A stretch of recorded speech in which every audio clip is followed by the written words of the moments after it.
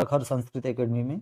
और आज की क्लास में हम अध्ययन करेंगे कक्षा 10 का जो संस्कृत का प्रश्न पत्र है उसका। इसके अंतर्गत हम वस्तुनिष्ठ प्रश्न किस प्रकार से हल करें, निबंधात्मक प्रश्न को किस प्रकार से हल करें, और जो है व्याकरण से संबंधित क्वेश्चन आंसर है उनको हम किस प्रकार से हल करें। तो आइए शुरू करते हैं आज की क्लास। बहुत बहुत स्वागत है आपका। सबसे पहले समय है 3 घंटे, जो पूर्णांक है वो है 75, और सर्वे प्रश्न अनिवार्य सन्ति, सभी प्रश्न अनिवार्य है।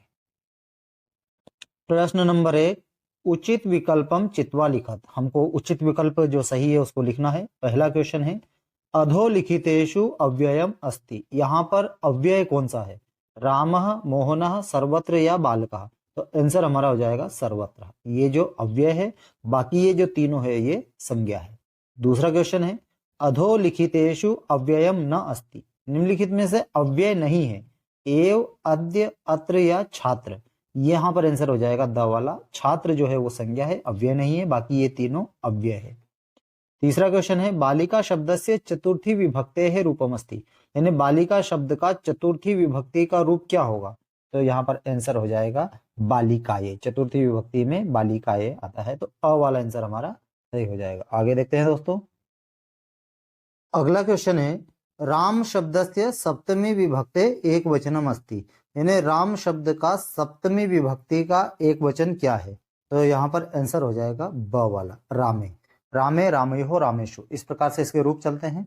अगला क्वेश्चन है फल शब्द से प्रथमा विभक्ते है बहुवचनम रूपमस्ति। यानी फल शब्द का प्रथमा विभक्ति का बहुवचन क्या है। तो फल शब्द नपुंसकलिंग है और प्रथमा द्वितीय विभक्ति एक जैसी चलती है। फलम फले फलानी, फलम फले फलानी, तो बहुवचन पूछा है तो यहाँ पर हो जाएगा अ वाला आंसर सही हो जाएगा, फलानी। अगला क्वेश्चन है बालक शब्द से पंचमी विभक्ति रूपमस्ति। यानी बालक शब्द का पंचमी विभक्ति का रूप क्या है। तो यहाँ पर द वाला आंसर सही हो जाएगा, बालकात। रूप कैसे चलेंगे, पंचमी विभक्ति में बालकात, बालकाभ्याम, बालकेभ्याम, तो द वाला आंसर हमारा सही हो जाएगा। ये यहाँ पर आंसर भी है दोस्तों, ये भी देख लीजिएगा। आगे चलते हैं हम अगले क्वेश्चन की ओर। प्रश्न नंबर 2, कोष्ठकात चित्वा रिक्त स्थानानि पूरयत। यानी कोष्ठक से हमको जो रिक्त स्थान है वो हमको पूर्ति करना है। तो यहाँ पर हम पहला क्वेश्चन देखते हैं तत्पुरुष समासस्य उदाहरणम अस्ति।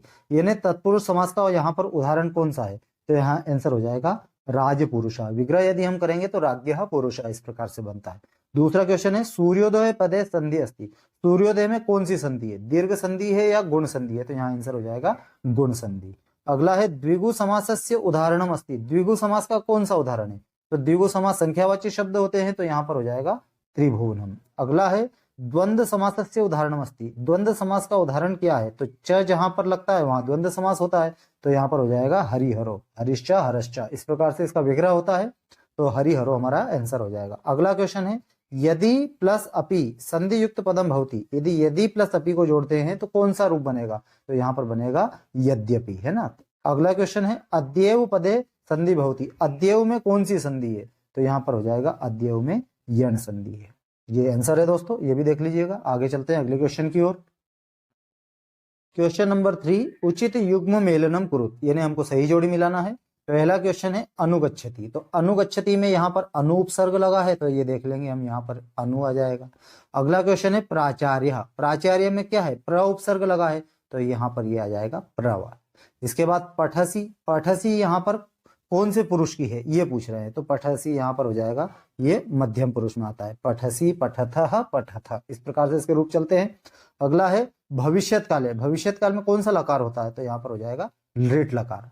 भवती, भवती में कौन सा लकार है ये पूछ रहे हैं, तो भवती में जो हो जाता है यहाँ कौन सी धातु है, तो यहाँ हो जाएगी भू धातु। अगला है गम धातु। गम धातु का रूप कैसे चलता है, तो यहाँ पर हो जाएगा गच्छति। ये इसके सही जोड़ी से इस प्रकार से इसके आंसर है। हम आंसर भी देख लेते हैं। यहाँ पर ये आंसर है दोस्तों, ये भी आप देख लीजिएगा। आगे चलते हैं। क्वेश्चन नंबर 4, एक पदेन उत्तरम लिखत। यानी एक पद में हमको उत्तर लिखना है। पहला क्वेश्चन है अत्र जीवितम कीदृशम जातम। यानी यहाँ जीवन किस प्रकार का हो गया है। तो यहाँ पर आंसर हो जाएगा दुर्वहाम। यहाँ जीवन कैसा हो गया है, कठिन हो गया है। अगला क्वेश्चन है क्रीडितुम इत्यस्मिन पदे प्रत्यय अस्ति। यानी ये क्रीडितुम, इसमें कौन सा प्रत्यय लगा हुआ है। तो यहाँ पर है तुमुन प्रत्यय। कौन सा प्रत्यय लगा हुआ है, तुमुन प्रत्यय। अगला है टाप इत्यस्मिन प्रत्यय से उदाहरणम अस्ति। यानी टाप प्रत्यय का उदाहरण कौन सा है। तो यहाँ पर हो जाएगा टाप जो है स्त्री प्रत्यय होता है, तो ये हो जाएगा बाल धन टाप। यदि बाल में हम टाप प्रत्यय जोड़ेंगे तो क्या रूप बनेगा, बाला। है ना। तो यहाँ पर स्थिर प्रत्यय का ये उदाहरण है। अगला है पठित्वा इत्यस्मिन् पदे प्रत्यय अस्ति। यदि पठित्वा में कौन सा प्रत्यय है, तो यहाँ पर हो जाएगा त्वा प्रत्यय। कौन सा प्रत्यय हो जाएगा? त्वा प्रत्यय। अगला क्वेश्चन है वृषभः कुत्र पपात, यानी जो बैल था वो कहां पर गिर गया था, तो आंसर हो जाएगा क्षेत्रे, यानी खेत में वो गिर गया था। अगला क्वेश्चन है केन संबंधेन वाल्मीकि लवकुशयो गुरु, यानी किस संबंध के द्वारा जो वाल्मीकि है वो लवकुश के गुरु है, तो यहाँ पर आंसर हो जाएगा उपनयोपदेशेन। उपनयोपदेशेन यानी उपनय के कारण, उपनय यानी जो यज्ञोपवीत किए थे उसके कारण जो है वाल्मीकि लवकुश के गुरु हैं। तो इस प्रकार से ये वन वर्ड में क्वेश्चन आंसर है दोस्तों। आगे देखते हैं, ये आंसर है दोस्तों, देख लीजिएगा आप। देखिए शुद्ध वाक्यानाम समक्षम आम, अशुद्ध वाक्यानाम समक्षम न इति लिखत, यानी जो सही वाक्य है उसके आगे हमको आम लिखना है और जो गलत है उसके आगे हमको न लिखना है। पहला क्वेश्चन है मूर्ख पदस्य विलोम पदम पंडितम नास्ति, यानी जो मूर्ख पद है इसका विलोम पद पंडित नहीं होता है क्या, तो मूर्ख का तो विलोम पद पंडित होता है, तो ये सेंटेंस गलत है, तो यहाँ पर हो जाएगा ना। अगला क्वेश्चन है आम्रम पदस्य पर्याय पदम रसालम अस्ति, यानी जो आम्रम पद है इसका पर्यायवाची पद रसालम होता है, तो हाँ होता है, तो यहाँ पर हो जाएगा आम। अगला क्वेश्चन है शरीरम पदस्य पर्याय पदम तनु नास्ति, ये शरीर का जो है पर्यायवाची पद तनु नहीं होता है क्या, तो शरीर का पर्यायवाची पद तनु होता है, ये सेंटेंस यहाँ पर गलत है, तो आंसर हो जाएगा ना। अगला है अति दीर्घ प्रवासा इत्यत्र प्रवासा विशेष्य पदम अस्ति, ये जो अति दीर्घ है और प्रवास है, यहाँ पर ये जो प्रवास है ये विशेष्य पद है क्या, तो हाँ बिल्कुल है, तो यहाँ पर हो जाएगा आम। सुंदरी बालिका इत्यत्र सुंदरी विशेषण पदम नास्ति, ये जो सुंदरी बालिका है यहाँ पर ये जो सुंदरी है ये विशेषण पद नहीं है क्या, तो ये तो वाक्य यहाँ पर गलत है, क्योंकि ये सुंदरी जो है ये विशेषण है और बालिका क्या है, संज्ञा है, तो यहाँ पर ये हो जाएगा ना। अगला क्वेश्चन है संपत्ति पदस्य विलोम पदम विपत्तो अस्ति, संपत्ति का विलोम पद विपत्तो है, तो हाँ है, तो यहाँ पर हो जाएगा आम। तो इस प्रकार से दोस्तों आम ना के क्वेश्चन हुए। आगे देखते हैं अगले क्वेश्चन। क्वेश्चन नंबर 6 है वस्तुतः चोरः क आसीत्, वास्तव में चोर कौन था, तो आंसर हो जाएगा आरक्ष। अगला है अथवा में है केन समः बंधु नास्ति, किसके समान कोई बंधु नहीं है, मित्र नहीं है, तो उद्यमेन मेहनत के सिवा कोई हमारा बंधु मित्र नहीं है। अगला क्वेश्चन देखते हैं। क्वेश्चन नंबर 7 निर्धना जना कथम वित्तम उपार्जितवान, जो निर्धन लोग हैं वो किस प्रकार से धन एकत्रित करते हैं, तो आंसर हो जाएगा भूरी परिश्रम, यानी बहुत अधिक मेहनत करके। बाला भावात हिमकरः कुत्र विराजते, यानी बाल भाव के कारण जो चंद्रमा वो कहाँ विराजते हैं, तो केतक छदत्वम, आंसर हो जाएगा केतकी के फूल के गुच्छों के समान भगवान शंकर के सिर पर जो है बाल भाव के कारण चंद्रमा विराजते हैं। आगे देखते हैं दोस्तों।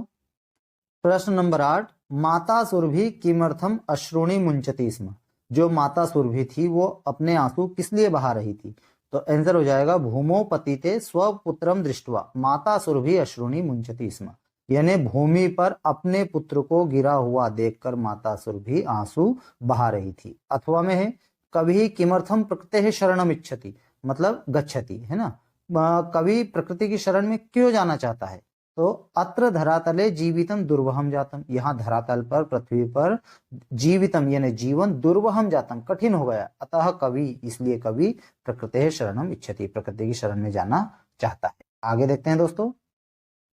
प्रश्न नंबर 9 अन्ते सर्वे मिलित्वा कस्य राज्याभिषेकाय तत्परा भवन्ति, अंत में सभी मिलकर किसका राज्याभिषेक करने के लिए तत्पर होते हैं, तो आंसर हो जाएगा उल्लूकस्य, उल्लू का। अगला है अथवा में है रामाय कुशलवयोः कंठाश्लेषस्य स्पर्शः कीदृश आसीत्, तो आंसर हो जाएगा हृदयगायी। राम और कुशलव का कंठाश्लेष स्पर्श मतलब जो वो मिले थे वो कैसा था, तो वो हृदयग्राही था। प्रश्न नंबर 10 नराणाम प्रथम शत्रु का, मनुष्य का पहला शत्रु कौन है, तो क्रोध, यहाँ आंसर हो जाएगा क्रोध। आगे देखते हैं। प्रश्न नंबर 11 रेखांकित पदानि अधिकृत्य प्रश्न निर्माणम कुरुत, यहाँ पर प्रश्न निर्माण करना है। पहला क्वेश्चन है बुद्धिमती चपेटया पुत्रो प्रहृतवती, तो यहाँ पर ये जो अंडरलाइन है चपेटया, तो यहाँ पर हो जाएगा कया, आंसर में क्या हो जाएगा कया, बुद्धिमती ने थप्पड़ के द्वारा अपने पुत्रों को थप्पड़ मारा, तो यहाँ पर हो जाएगा कया। दूसरा क्वेश्चन है तुम मानुषात विभेषी, तुम मनुष्य से डरते हो, तो मानुषात की जगह हो जाएगा कस्मात, किससे। तीसरा क्वेश्चन है गजः वन्य पशुन तुदंतम शुंडेन पोथयित्वा मारयति। जो हाथी था वन्य पशुओं को दुख देते हुए, तुदंतम यानी दुख देते हुए, शुंडेन यानी सूंड से, पोथयित्वा पटक कर मारता था। तो शुंडेन सूंड से, तो आंसर हो जाएगा केन, किस से, प्रश्न बन जाएगा केन। आगे देखते हैं दोस्तों, प्रश्न नंबर 12 अधोलिखितानि वाक्यानि कह कम प्रतिकृतयति। किसने किसको कहा? तो यहां हम देखते हैं पहला क्वेश्चन, तस्या द्वे नामनी, उनके दो नाम है। ये किसने बोला था? ये बोला था लव ने विदूषक को। अगला दूसरा क्वेश्चन है विरम विरम आत्मश्लाघाया, रुको रुको अपनी प्रशंसा मत करो। तो ये किसने बोला था? ये मयूर ने बोला था बक यानी बगुले को। तीसरा क्वेश्चन है जानाम्यहम तस्य नामधेयम, जानता हूं मैं उनके नाम। इस प्रकार से बोला था, किसने बोला था? कुश ने बोला था राम को। अगला क्वेश्चन देखते हैं दोस्तों, क्वेश्चन नंबर 13 वाच्य परिवर्तनम कुरुत। हमको वाच्य परिवर्तन करना है। पहला क्वेश्चन है सह रोटिकाम खादति, इसको हमको बदलना है कर्मवाच्य में। तो अब देखिए कर्मवाच्य में हमको कर्ता जो है प्रथमा विभक्ति से तृतीय विभक्ति में चला जाता है। तो सह का क्या हो जाएगा? तेन हो जाएगा। रोटी काम ये कर्म है, ये द्वितीय विभक्ति में है, तो यहाँ पर कर्मवाच्य में ये प्रथमा विभक्ति में आ जाएगा। तो रोटी काम का हो जाएगा रोटी का, और खाद्यति का हो जाएगा खाद्यते। पूरा वाक्य बनेगा तेन रोटी का खाद्यते। दूसरा वाक्य है छात्रेण हस्यते, इसको हमको कर्तृवाच्य में बदलना है। तो ये जो छात्रेण तृतीय विभक्ति में है ये प्रथमा में आ जाएगा, तो ये हो जाएगा छात्रः, और हस्यते का क्या हो जाएगा?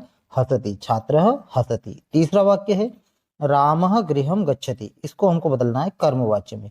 तो राम जो है वो तृतीया में चला जाएगा, तो रामेण, गृहम का गृहम ही रहेगा, और गच्छति का क्या हो जाएगा? गम्यते, रामेण गृहम गम्यते। आगे देखते हैं दोस्तों, क्वेश्चन नंबर 14 है प्रश्न पत्रे समागतान श्लोकान विहाय स्व पाठ्य पुस्तकात एकम सुभाषितम लिखा। इन्हें प्रश्न पत्र में आए हुए श्लोक को छोड़कर अपनी पाठ्य पुस्तक से एक श्लोक लिखना है। क्वेश्चन नंबर 15 है अधोलिखितेषु अशुद्ध वाक्येषु शुद्धिम कुरुत। को अपि दो, मतलब अशुद्ध वाक्य है उसको हमको शुद्ध करना है। देखते हैं वाक्य। देखिए पहला वाक्य है बालकः पुस्तकम पठन्ति। अब यहाँ पर जो बालका है, यदि यहाँ पर बालकः एक वचन का है तो हमारी क्रिया किसकी आ जाएगी? एक वचन की आ जाएगी। तो ये हो जाएगा बालकः पुस्तकम पठति। यदि हम क्रिया से देखें तो क्रिया यदि बहुवचन की है तो हमको कर्ता जो है बहुवचन का करना पड़ेगा। तो यहाँ पर हो जाएगा बालकाः पुस्तकानि पठन्ति। दोनों प्रकार से हम करेंगे, कर्ता से भी करेंगे या क्रिया से भी करेंगे, तो दोनों प्रकार से हमारे वाक्य सही है। दूसरा वाक्य है त्वम कुत्र गच्छति। अब ये त्वम जो है ये मध्यम पुरुष का है, तो हमारी क्रिया मध्यम पुरुष की आनी चाहिए। तो यहाँ पर हो जाएगा त्वम कुत्र गच्छसि। यदि हम गच्छति क्रिया से देखते हैं तो क्रिया की जगह यहाँ पर कर्ता में क्या आ जाएगा? सह। तो सह कुत्र गच्छति, वह कहाँ जाता है। तीसरा वाक्य है श्री गणेशम नमः। तो नमः के योग में चतुर्थी विभक्ति होती है, तो यहाँ हो जाएगा श्री गणेशाय नमः। आगे देखते हैं दोस्तों, क्वेश्चन नंबर 16 प्रदत्ते शब्दे रिक्त स्थानानि पूर्तिं कुरुत। यानी रिक्त स्थान की पूर्ति करना है। सबसे पहला क्वेश्चन है काकः भवति। तो यहाँ पर हो जाएगा मेध्या मेद्य भक्षक, है ना। जो कौवा होता है वो पवित्र और अपवित्र वस्तुओं को खाने वाला होता है। दूसरा क्वेश्चन है समयस्य सदुपयोग करणीय। तो यहाँ पर हो जाएगा सदा, यानी हमेशा हमको समय का सदुपयोग करना चाहिए। तीसरा क्वेश्चन है बकः अविचलः इव तिष्ठति। जो बगुला जो होता है वो अविचल होता है और स्थित प्रज्ञ, मतलब बिल्कुल उसका ध्यान एक जगह केंद्रित रहता है। तो यहाँ पर हो जाएगा स्थित प्रज्ञ। चौथा क्वेश्चन है मयूरः इति नाम्नापि ज्ञायते। तो यहाँ पर हो जाएगा अहिभुक्। जो मोर है उसको हम अहिभुक् के नाम से भी जानते हैं। अगला क्वेश्चन देखते हैं दोस्तों, क्वेश्चन नंबर 17 प्रदत्त वाक्य घटनाक्रम अनुसारम लिखत। यानी ये वाक्य सही क्रम में नहीं है, इसको हमको सही क्रम में लिखना है।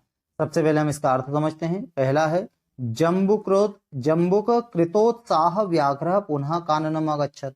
जम्बुक जो है, जो सियार है, वो उत्साहपूर्वक उस बाघ को पुनः जंगल में लाया। दूसरा है मार्गे सा एक व्याघ्रम अपश्यत। मार्ग में उसने एक बाघ को देखा। दूसरा है व्याघ्र मारी इयम इति मत्वा पलायता। उस बाघ ने सोचा कि व्याघ्र मारी नाम की कोई बीमारी यहाँ पर आ गई है, यह मानकर वह भाग गया। चौथा है प्रत्युत्पन्नमति सा श्रृगालम आक्षिपन्ति उवाच। प्रत्युत्पन्नमति यानी जो तुरंत अपनी बुद्धि का प्रयोग करके जो निर्णय ले, उसने श्रृगाल को आक्षेप लगाते हुए बोला। तो इस प्रकार से ये चारों लाइन का जो है हमने अर्थ समझा। अब इसको हमको सही क्रम में जमाना है। तो सबसे पहले हो जाएगा मार्गे सा एक व्याघ्रम अपश्यत, मार्ग में उसने एक बाघ को देखा। व्याघ्र व्याघ्र मारी इयम इति मथवा पलायिता, बाघ ने व्याघ्र मारी इत्यादि नाम की बीमारी को सोचकर वहां से भाग गया। प्रत्युत्पन्नमति साश्रगालम आक्षिपंती उवाच, तुरंत बुद्धि का प्रयोग करके उसने शियार को आक्षेप लगाते हुए बोला। जम्बुकृतोत्साह व्याघ्र पुनः काननम अगच्छत, जो सियार था उसने उत्साहपूर्वक उस बाघ को पुनः जंगल में लाया। तो इस प्रकार से सही क्रम में जमे दोस्तों। अब हम देखते हैं हमारे अगले क्वेश्चन। क्वेश्चन नंबर 18, अधोलिखितम गद्यांशम पठित्वा प्रश्नानाम उत्तराणि संस्कृत भाषायाम लिखत, है ना। गद्यांश को पढ़ना है और उसके बाद जो क्वेश्चन आंसर है वो हम यहाँ पर देखेंगे। तो अस्ति देवुलाख्यो ग्राम, देवुलाख्यो कोई एक गांव है। तत्र राजसिंह नाम राजपुत्र वसति स्म, वहां पर राजसिंह नाम का राजा का पुत्र रहता था। एकदा केनापि आवश्यक कार्येण तस्य भार्या बुद्धिमती पुत्रद्वयोपेता पितुर्गृहं प्रति चलिता, मार्गे गहन कानने सा एकम व्याघ्रम ददर्श। एकदा, एकदा यानी एक बार, किसी आवश्यक कार्य से तस्य भार्या यानी उसकी पत्नी का नाम था क्या, बुद्धिमती, पुत्रद्वयोपेता अपने दोनों पुत्रों के साथ, पितुर्गृहं प्रति चलिता अपने पिता के घर की ओर चल दी। मार्गे रास्ते में, गहन कानने एक घना जंगल, सा एकम व्याघ्रम ददर्श एक घने जंगल में उसने एक बाघ को देखा। सा व्याघ्रम आगच्छतम दृष्ट्वा, उसने जैसे ही बाघ को आते हुए देखा तो पुत्रो चपेटया अपने पुत्र को थप्पड़ मारते हुए जगाया और बोला, क्या बोला, कथम एक एकेशो व्याघ्रम भक्षणाय, तुम क्यों एक एक बाघ को खाने के लिए झगड़ा कर रहे हो। तो दोस्तों इस प्रकार से ये गद्यांश का अर्थ हुआ। अब इससे संबंधित क्वेश्चन आंसर देखते हैं। देवुलाख्यो ग्रामे कह वसति स्म, देवुलाख्यो गांव में कौन रहता था। तो आंसर हो जाएगा राजसिंह नाम राजपुत्र, ये यहाँ पर आंसर देखिए, राजसिंह नाम राजपुत्र, ये आंसर हो जाएगा। अगला क्वेश्चन है, तस्य भार्या का आसित, उसकी पत्नी कौन थी। तो यहाँ आंसर हो जाएगा बुद्धिमती, ये देखिए तस्य भार्या बुद्धिमती। अगला क्वेश्चन है, सा का कम ददर्शा, उसने किसको देखा, उसने यानी बुद्धिमती ने किसको देखा। तो एकम व्याघ्रम, ये यहाँ पर हो जाएगा सा एकम व्याघ्रम ददर्शा, उसने एक बाघ को देखा। तो इस प्रकार से ये आंसर हुए दोस्तों। आगे देखते हैं क्वेश्चन नंबर 19, अधोलिखितम पद्यांशम पठित्वा प्रश्नानाम उत्तराणि संस्कृत भाषायाम लिखत, पद्यांश को पढ़कर हमको क्वेश्चन आंसर लिखना है। तो श्लोक देखते हैं सबसे पहले, गुणी गुणम वेत्ति न वेत्ति निर्गुणो, जो गुणी लोग होते हैं वही गुण के महत्व को समझते हैं, न वेत्ति निर्गुण, निर्गुण व्यक्ति गुणों के महत्व को नहीं समझते हैं। उसी प्रकार से बली बलम वेत्ति न वेत्ति निर्बला, जो बली है जो शक्तिशाली है वही बल को समझते हैं, जो निर्बल व्यक्ति है दुर्बल है कमजोर है वह बल के महत्व को नहीं समझता है। उसी प्रकार से पिको वसंतस्य गुणम न वायसा, जो पिका जो कोयल होती है वही वसंत का महत्व समझती है, न कि वायसा, वायसा यानी जो कौवा है वह वसंत के गुण को नहीं समझता है। उसी प्रकार से करी च सिंहस्य बलम न मूषका, जो करी जो हाथी है वही शेर के बल को समझता है, ना कि चूहा। तो इस प्रकार से श्लोक का अर्थ हुआ। इससे संबंधित क्वेश्चन आंसर देखते हैं दोस्तों। सबसे पहला क्वेश्चन है, कह गुणम वेत्ति, गुण को कौन जानता है। तो आंसर हो जाएगा गुणी गुणम वेत्ति, है ना। दूसरा क्वेश्चन है, बलम कह न वेत्ति, बल को कौन नहीं जानता है। तो देखिए दूसरी लाइन में यहाँ पर आंसर हो जाएगा निर्बला, निर्बला बलम न वेत्ति, जो निर्बल कमजोर है वह बल के महत्व को नहीं जानता है। तीसरा क्वेश्चन है, सिंहस्य बलम कह वेत्ति कह न वेत्ति, है ना, शेर के बल को कौन जानता है और कौन नहीं जानता है। तो ये वाली लाइन पूरी आ जाएगी, आखिरी वाली, इसमें हो जाएगा करीच सिंहस्य बलम न मूषका, जो हाथी है वह शेर के बल को जानता है ना कि चूहा। इस प्रकार से दोस्तों ये श्लोक का अर्थ हुआ और इसके क्वेश्चन आंसर हुए। अब आगे देखते हैं अगले क्वेश्चन। अथवा में है, पिता यच्छति पुत्राय बाल्ये विद्या धनम महत, यानी पिता ने पुत्र के लिए बाल्य अवस्था में ही यानी बचपन में ही एक विद्या रूपी धन दिया है। यानी पिता ने बालक को बचपन में जो पढ़ाया लिखाया विद्या रूपी धन, बहुत बड़ा धन दिया है। पिता अस्य किम तपस्ते पे, पिता ने इसके लिए कितना तप किया, है ना, पिता ने इसके लिए कितना तप किया। इति उक्ति तत्कृतज्ञता, यह कथन ही उनके लिए कृतज्ञता है। ये पद्यांश का अर्थ हुआ दोस्तों। अब इससे क्वेश्चन आंसर किस प्रकार से है देखते हैं। पहला क्वेश्चन है, कह बाल्ये पुत्राय महत विद्या धनम यच्छति, है ना। तो सिंपल सा आंसर है यहाँ पर हो जाएगा पिता, पिता इच्छति पुत्राय, है ना, विद्या धनम महत। दूसरा क्वेश्चन है, पिता कस्मे बाल्ये महत विद्याधनम यच्छति, पिता ने किसके लिए बाल्य अवस्था में विद्याधन दिया है, तो पुत्राय, तो यहाँ पर हो जाएगा ये वाला आंसर पुत्र के लिए। तीसरा क्वेश्चन है, का उक्ति कृतज्ञता, कौन सी उक्ति है उनकी कृतज्ञता के लिए, तो ये हो जाएगा तपस्ते पे, है ना, उन्होंने जो तप किया है यही उक्ति उनके लिए कृतज्ञता है, तो ये तपस्ते पे आंसर हो जाएगा। आगे देखते हैं दोस्तों, क्वेश्चन नंबर 20, अधोलिखितम नाट्यांशम पठित्वा प्रश्नानाम उत्तराणि संस्कृत भाषायाम लिखत, है ना, ये नाट्यांश है, इससे संबंधित क्वेश्चन आंसर हमको लिखना है। सबसे पहले हम गद्यांश का अर्थ समझते हैं। वनस्य दृश्यम समीपे एवेका नदी बहती, है ना, जो वनस्य दृश्यम यानी वन का दृश्य है, पास में ही एक नदी बह रही है। एकः सिंह सुखेन विश्राम्यते, वहां पर जो एक शेर है जो वो सुखपूर्वक आराम कर रहा है। तदेव, उसी समय एकः वानरः, एक बंदर आगत्य, आकर के तस्य पुष्णाति, है ना, उसकी पूंछ को घुमा देता है। क्रुद्ध सिंह, जो क्रोधित शेर जो था, तम प्रहर्तुम इच्छति, उस पर प्रहार करना चाहता है। परंतु वानरस्तु कूर्दित्वा, जो बंदर था वह कूद करके वृक्षमारूढ़, वृक्ष पर चढ़ गया। तदेव, उसी समय अन्यस्मात् वृक्षात, उसी समय अन्य वृक्ष से अपरः वानर, दूसरा वानर, दूसरा बंदर, सिंहस्य कर्णम आकृष्य, शेर के पास में आकर के, कान के पास में आकर के, पुनः वृक्षोपरि आरोहति, फिर से वह वृक्ष पर चला जाता है। एवमेव वानरः, इस प्रकार से बहुत सारे बंदर बारंबारम सिंहम तुदंती, शेर को जो है वो कष्ट दे रहे थे। इसके बाद क्रुद्धः सिंह, जो क्रोधित शेर था, इतस्ततः धावति, इधर उधर दौड़ता है, गर्जति, दहाड़ता है, परम किमपि कर्तुम समर्था एव तिष्ठति, परंतु कुछ भी करने के लिए समर्थ नहीं रहता है। तो ये इस प्रकार से गद्यांश का अर्थ हुआ दोस्तों। अब इससे संबंधित क्वेश्चन आंसर देखते हैं।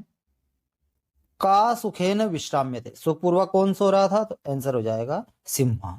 दूसरा क्वेश्चन है, कह आगत्य सिंहस्य पुच्छम धुनाति, कौन आकर के जो शेर की पूंछ को जो है इधर उधर घुमाता है, तो यहाँ पर हो जाएगा एकः वानरः, ये देखिए एकः वानरः आगत्य, है ना। इसके बाद तीसरा क्वेश्चन है, अपरः वानरः किम करोति, दूसरा वानर क्या करता है, तो वो दूसरा जो वानर है वो क्या करता है, सिंहस्य कर्णम आकृष्य, देखिए ये यहाँ पर है, ये देखिए सिंहस्य कर्णम आकृष्य पुनः वृक्षम आरोहति, ये यहाँ तक आंसर हो जाएगा। तो इस प्रकार से इसका आंसर हुए दोस्तों। आगे देखते हैं अगले क्वेश्चन। अथवा में है, राम बोलते हैं, कथम अस्मत् सबानाभिजनो संवृत्तो, है ना, तो क्या बोल रहे हैं भगवान राम कि हम दोनों एक समान कुल में किस प्रकार से हैं। तो विदूषक जो है बोल रहे हैं, विदूषक क्या बोल रहे हैं, किम द्वयोप्यरप्येकमेव प्रतिवचनम, क्या आप दोनों का एक ही उत्तर है। तो लव बोल रहे हैं, भ्रातरा आवाम सौंदर्यो, हम दोनों सगे भाई हैं। तो राम समरूपम सन्निवेश, तो राम क्या बोल रहे हैं, समरूपम शरीर सन्निवेश, आप लोगों का शरीर भी एक जैसा ही है। वयसस्तु न किंचित अनंतरम, और उम्र में भी कोई ज्यादा अंतर नहीं है। तो लव बोलते हैं, आवाम यमलो, हम दोनों जुड़वा है या सगे भाई हैं। तो राम संप्रति युजते, हाँ अब ठीक है। किम नामधेयम, क्या नाम है आपका, वंदनायाम, इस प्रकार से वो पूछते हैं। इस प्रकार से एक गद्यांश का अर्थ हुआ। अब हम देखते हैं क्वेश्चन आंसर। पहला क्वेश्चन है, को आवाम सौंदर्यो, तो आंसर हो जाएगा लवः भ्रातरो आवाम सौंदर्यो। दूसरा क्वेश्चन है, कथम शरीर सन्निवेश, है ना, तो यहाँ पर देखिए समरूपम शरीर सन्निवेश, राम पूछते हैं समरूपम शरीर सन्निवेश। अगला है लव बोलते हैं आवाम को, हम दोनों कौन हैं, तो यहाँ पर हो जाएगा आवाम यमलो, है ना, हम दोनों जुड़वा है। आगे देखते हैं दोस्तों अगले क्वेश्चन। क्वेश्चन नंबर 21, अधोलिखितम अपठित गद्यांशम पठित्वा प्रश्नानाम उत्तराणि संस्कृत भाषायाम लिखत। अपठित गद्यांश है, इससे संबंधित क्वेश्चन आंसर हमको लिखना है। गद्यांश का अर्थ समझते हैं। संस्कृत भाषा अस्माकम देशस्य प्राचीनतमा भाषा अस्ति, जो संस्कृत भाषा है वो हमारे देश की सबसे प्राचीन भाषा है। प्राचीन काले, प्राचीन समय में सर्वे एव भारतीयाः संस्कृत भाषाया एव व्यवहारं कुर्वन्ति स्म। प्राचीन काल में सभी भारतीय संस्कृत भाषा का ही प्रयोग व्यवहार में करते थे। कालांतरे विविधाः प्रांतीयाः, समय के अनुसार अलग अलग प्रांतों में भाषा प्रचलिता अभवन्। यह भाषा प्रचलित थी, किंतु संस्कृतस्य महत्वम् अद्यापि अक्षुण्णं वर्तते। किंतु संस्कृत का महत्व आज भी अक्षुण्ण है। सर्वे प्राचीन ग्रंथा, सभी प्राचीन ग्रंथ, चत्वारो वेदाश्च, चारों वेद संस्कृत भाषायामेव सन्ति, संस्कृत भाषा में ही है। संस्कृत भाषा भारत राष्ट्रस्य एकताया आधारः अस्ति। जो संस्कृत भाषा है वो भारत राष्ट्र की एकता का आधार है। तस्मादेव संस्कृत भाषायाः ज्ञानम आवश्यकम अस्ति, इसलिए संस्कृत भाषा का ज्ञान बहुत ही आवश्यक है। जयतु संस्कृतम जयतु भारत। संस्कृत की जय हो, भारत की जय हो। इससे संबंधित क्वेश्चन आंसर देखते हैं दोस्तों। पहला क्वेश्चन है, उपर्युक्त गद्यांशस्य उचित शीर्षकम लिखत। इस गद्यांश का उचित शीर्षक सिंपल है, संस्कृत भाषा। क्या हो जाएगा? संस्कृत भाषा। ये हो जाएगा हमारा गद्यांश का शीर्षक। दूसरा क्वेश्चन है, सर्वे वेद ग्रंथः कस्याम भाषायां सन्ति, है ना। सभी वेद ग्रंथ कौन सी भाषा में है? तो यहाँ पर ये देखिए, यहाँ पर हो जाएगा संस्कृत भाषाया मेव। वेदाश्च जो है संस्कृत भाषा में ही है। तीसरा क्वेश्चन है, भारत राष्ट्र से एकताया आधार का, भारत राष्ट्र की एकता का आधार क्या है? तो ये हो जाएगा यहाँ पर एकताया आधार संस्कृत भाषा, है ना। संस्कृत भाषा ही राष्ट्र की एकता का आधार है। अगला है, अस्माकं देशस्य प्राचीनतमा भाषा का, हमारे देश की प्राचीनतम भाषा क्या है? तो यहाँ आंसर हो जाएगा संस्कृत। तो इस प्रकार से क्वेश्चन आंसर हुए दोस्तों। आगे देखते हैं अगले क्वेश्चन। ये यहाँ पर आंसर है दोस्तों, देख लीजिएगा। क्वेश्चन नंबर 22, स्व प्राचार्यस्य कृते अवकाशार्थम प्रार्थना पत्र लिखत। प्राचार्य को जो है अवकाश के लिए प्रार्थना पत्र लिखना है। अथवा में है, अग्रजस्य विवाहे आमंत्रितुम स्वमित्रम प्रति पत्रम लिखत। अपने बड़े भाई की विवाह के लिए अपने मित्र को जो है आमंत्रित करने के लिए पत्र लिखना है। आगे देखते हैं दोस्तों। प्रश्न नंबर 23 है, अधोलिखितेषु एकम विषयम स्वीकृत्य विंशत्याधिक शत शब्देषु, यानी 120 शब्दों में संस्कृत भाषायाम निबंध लिखत। संस्कृत भाषा में निबंध लिखना है। टॉपिक है संस्कृत भाषा का महत्व, पर्यावरण, महाकवि कालिदास या अस्माकम भारत देश। इनमें से किसी एक विषय पर हमको निबंध लिखना है, वो भी 120 शब्दों में। तो इस प्रकार से दोस्तों आज की क्लास में हमने कक्षा 10 का जो है प्रश्न पत्र वो हल किया। उससे व्याकरण से संबंधित क्वेश्चन आंसर समझे, गद्यांश पद्यांश से संबंधित क्वेश्चन आंसर समझे। उम्मीद कर रहा हूं दोस्तों आपको वीडियो अच्छा लगा है, और यदि वीडियो अच्छा लगा है तो वीडियो को लाइक कीजिएगा दोस्तों, चैनल सब्सक्राइब कीजिएगा। मिलते हैं हम किसी नए वीडियो में किसी नए टॉपिक के साथ। तब तक के लिए जय हिंद, जय भारत। धन्यवाद दोस्तों।